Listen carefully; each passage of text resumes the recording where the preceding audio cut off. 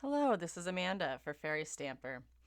Today we are going to be making a, well, kind of a loose watercolor background card with the beautiful Alexa and the cupcake birthday stamps from the Fairy Stamper Anniversary birthday release.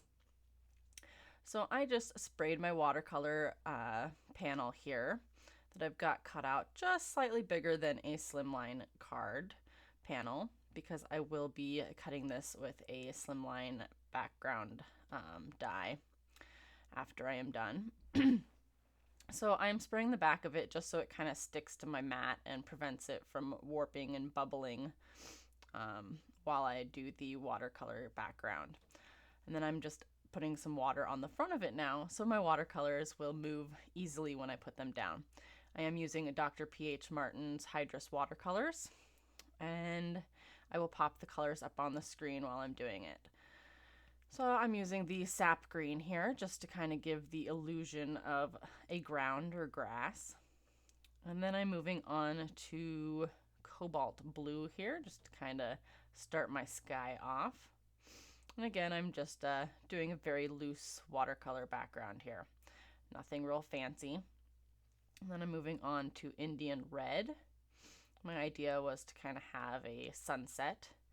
And then we've got Alizarin Red, I think. I don't know how to pronounce that. Or Alizarin Crimson, sorry. And then I moved on to Hansa Deep Yellow, which is, in my opinion, more of an orange, but we won't talk semantics here. All right, so then I sprayed it with my spray bottle to get even more water going, just so I could kind of move my panel around and get it really, really wet and moving. I like to do this when I want a really loose, organic kind of background. So I wet my glass mat off here, and then I'm just going to dry it with my heat gun. I dried it mostly, but not quite all the way, because the watercolors are going to dry back. And then that gives me a little bit better feel of what the background's going to look like. So then I decided I wanted to go in with a second coat here. So I'm just going to use the same exact colors again and just kind of go over them in approximately the same areas. But I might change it up a little bit, give a little bit different edges here, and then just go over every color again. Again, my brush is very juicy here because I want a very loose look. Just going to finish up with the last two colors here. And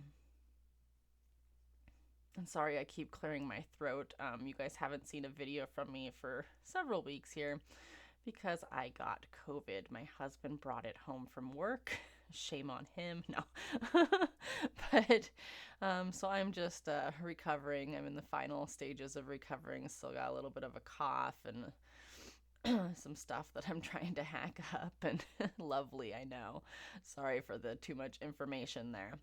So again, I sprayed this with water, and I'm just moving my panel and just trying to get those colors moving for a very organic, loose look. Then, since I have some colors still on my glass mat here, I decided to give it a little bit of splatter just to give it a little bit of texture. You would get more texture and the splatter would stay a little bit more, well, splattery, I guess, if I would have dried this first. But I didn't really think about that, and I don't know that I really cared so much. I was just trying to use up my colors here. So if you do want the splatters to not blend so much into the background, you would want to dry your panel first. So now I'm just going to dry it again so we can move on. So I am using a pink and main stitched slimline die here to cut my panel. It will cut it at 3.5 by 8.5. I like to make my slimline cards at 9 by 4. So that is fine for me. That was the largest die in the set. Now I am going to be using this stencil by Ciao Bella, and it is called the Washer Stencil. Usually when I use stencils, I like to use pixie spray, But I'm going to be putting a pigment powder through this stencil, or not through the stencil, but I'm going to be using VersaMark through the stencil, and then I'm going to put pigment powder on the VersaMark, have it stick to the VersaMark. And I've had a lot of issues with the Pixie spray leaving a sticky residue. I'm not exactly sure what I'm doing wrong because a lot of people say it doesn't leave a sticky residue, but I always have that problem when I use either pigment powders or embossing powder or something like that after I take the stencil off. So when I'm going to use some kind of powder with my stencils, I do not use Pixie spray. I just tape it down and be very careful, especially if it's a delicate stencil. This one isn't too terribly delicate, so it wasn't a huge deal, but the more delicate your stencil is, the bigger problem it can be if you don't use Pixie spray or some kind of stencil adhesive. So this wasn't too terribly bad. So I do like to use the Re-Inker when I do this type of a technique instead of trying to suck the ink out of a pad with my ink blending tool. But you can do it with the pad too. It doesn't really matter.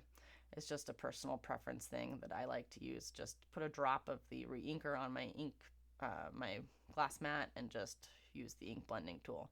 But you can definitely just go in with the pad if you feel like you're going to put too much ink on your ink blending tool, which is definitely a problem. You don't want it to seep under the stencil. So now I'm coming in with a Maker Forte Kaleidoscope powder. This is very similar to Perfect Pearls. This one is an iridescent white powder, so it would be very similar to the color Perfect Pearls in Perfect Pearls. So I just find that this one's a bit more sparkly and iridescent. It's slightly different, but if you have Perfect Pearls in the color Perfect Pearls, this would work just fine. So I'm just dabbing it on with the brush there. You don't really want to rub or you'll spread the VersaMark around and then you won't really get your stenciled design. And so I just dabbed that on. I cut a lot of it out so you didn't have to watch me do that tedious bit there. So I do it over a piece of scratch paper to kind of contain the mess. And then I'm just going to very, very lightly rub the excess off. You don't want to, again, you don't want to smear it. If you have a bigger makeup brush, you can kind of wipe that off with that. I've done that in the past. I just didn't think to do that. I just grabbed my Swiffer. I also use the Swiffer to clean up my brushes, wipe that excess powder off the brushes. Then I throw away my piece of paper there, and then I will take the Swiffer and wipe off my glass mat too, because inevitably I have made a powdery mess all over my glass mat, even if I have it on a piece of paper. So to set these powders, Perfect Pearls and the Kaleidoscope powders can be set with some water. You just spray it in the air and wave your panel about. Do that a few times, and they're mostly set. They still come off on your hands a little bit, but people really shouldn't be petting your cards. That's just kind of weird. So that's mainly how you set it. You could definitely spray a fixative over that if you are too terribly worried about it. I usually am not. So now we are going to stamp the cupcake from Fairy Hugs. And then I got the party lights up there too. And there are two stamps in the party lights set. There is this plain one that I feel is more kind of birthday themed. And then there is one that's kind of more Christmassy that's got, I believe it's got little holly leaves on it. I don't have the stamp set in front of me, but I think that that's a very versatile set to have both sets of lights. So I am stamping this twice. This is the first time that I have stamped this cupcake set, and being a silhouette stamp, it's not going to stamp perfect the first time unless you condition your stamp some way. And me, I don't condition my stamps. I just stamp them a few times. So now we're moving on to stamping Alexa. I am stamping this in the VersaFine Claire, just like I stamped the cupcake. I moved the set of lights so I could stamp a second set kind of in a crisscross manner. Because the string was going to go right through one of the bulbs of the lights, I did mask that off. And what I did there was I just took the masking, well, it's Post-it note tape that I have on the sides there, which I didn't happen to mention just a second ago. I have that masking off the stitched portions of my Slimline panel there, that because I didn't want to go over the stitched portions. I wanted my card panel to be very clean outside the stitched edges.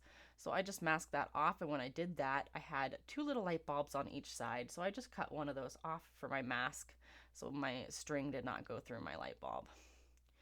So I've got the fairy and both sets of lights on there, and then I picked the birthday wishes sentiment, and I'm stamping that right in that empty spot in between my fairy and my lights, and it worked out just perfectly.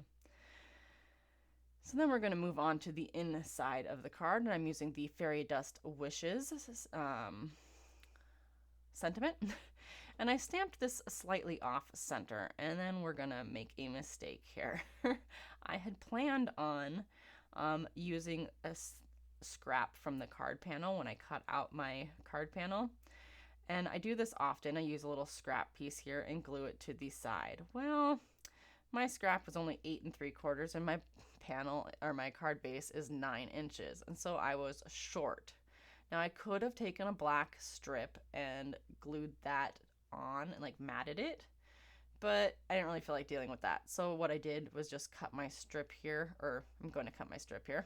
I just decided to do it on the top and the bottom instead of doing it on the side, and I'm just going to cut my strips and just use it like that. However, since I already stamped my sentiment and now it is off center, that really bothered me. That my sentiment was no longer center, and it would have looked good if the strip would have been off to the left, and it wouldn't have been off center anymore because that strip would have been taking up that space. So I just pulled out one of the small fairies from the Condo Dwellers set it off in that little space, and now it looks fine. It doesn't look like I made a mistake by stamping my sentiment off center. I don't know that anybody really would have noticed, but it's just something that bothered me. All right, so since I said I do make my Slimline cards at 9 by 4 inches, I do like to matte a lot of my panels in black. If you have not been here before, most of my panels are matted on black, especially with these silhouette images. I just feel that it makes the colors on the panel that I've either ink blended or watercolored in this case pop. So I did matte this on 8 3/4 by 3 3/4 piece of black cardstock, and then I'm just going to mount that directly to my card base. Off screen, I did color in the party lights, the fairy wings, a little bit of her hair. There's like some little strands of hair in there that are like not colored in, not stamped black, and like some flowers on her dress and whatnot. And then what you don't see here is I did actually go in after I filmed this little part here, and I colored in parts of the cupcake too, and you'll be able to see that in my final images.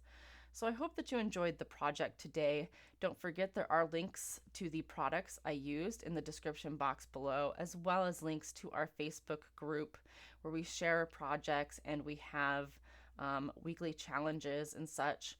And my social media links are also in the description box below. And as always, have a great day.